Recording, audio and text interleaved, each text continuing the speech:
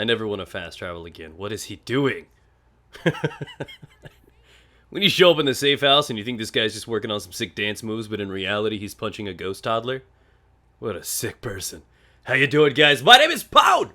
Welcome to the channel. If you guys enjoy terrible humor and division content, you guys should totally click the subscribe button. That way you can fast travel back to the channel anytime you like for more videos. Today, we're going to be talking about my favorite build, and obviously you can fluctuate to your tastes and specific interests. I, for one, have just shy of 200,000 DPS. I've got about 70,000 health, and the reason for all these numbers, and they could definitely be inflated, is simply because I just have terrible mods inside of mine right now. Want to know the secret, guys?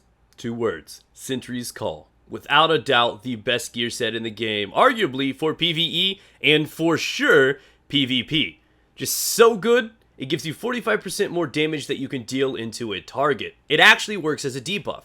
So it's not that you're 45% stronger, it's that the targets that you mark are 45% weaker, and they're weaker to everybody shooting at them. Meaning if you've got 3 friends, you guys are doing almost 200% more combined damage to that target. And that is ridiculous. But even without that, even if you're running solo, this is still the best way to go in terms of damage dealing capabilities. So let's take a look at what I can do inside of the Dark Zone. A little side note. As you guys are going to be noticing, I am using a 2-piece strikers, 4-piece sentries right now, which means I'm doing a lot of extra damage to NPCs.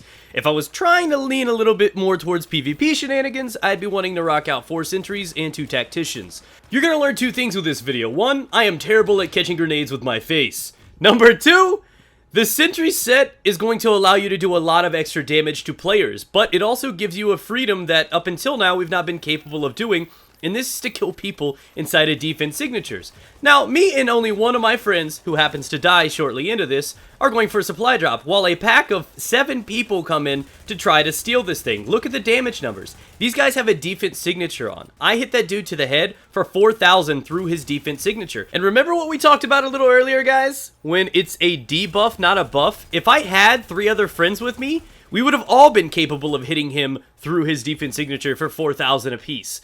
That would have been ridiculous. He would have been taking, 16,000 damage instead of the 4 that I was dealing out to him directly. And that would have been phenomenal. Now, when these guys do not have that defense signature on, you're going to notice that my headshots are hitting these guys for 12,000, 14,000, 15,000.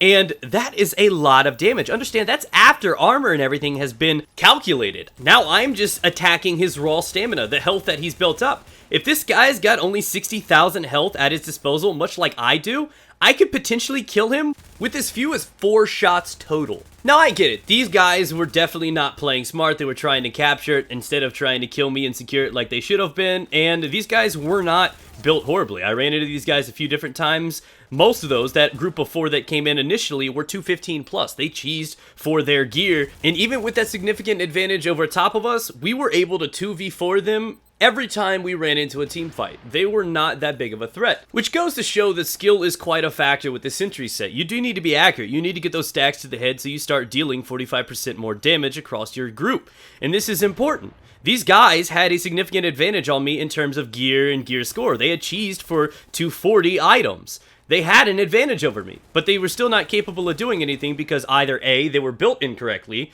or B, they were just terrible.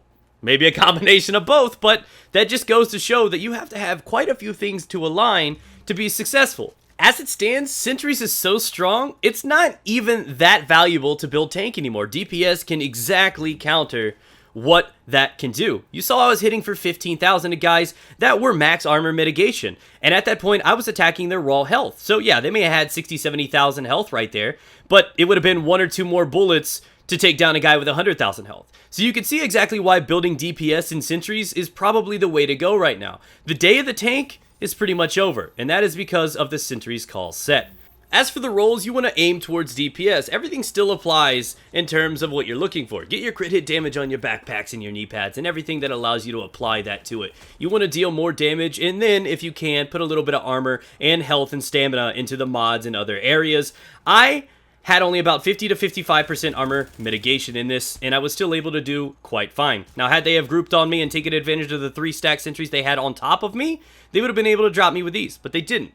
So you can give yourself a great base advantage by putting sentries on, rolling all the right things. It's really going to come down to how well you play on top of that advantage. So thanks for watching, guys. If you enjoyed the gameplay, be sure to leave a thumbs up and support the video. Subscribe for more Division content and builds. And I definitely got some really interesting ones coming at you guys in the future. You're going to like them. Take care, guys.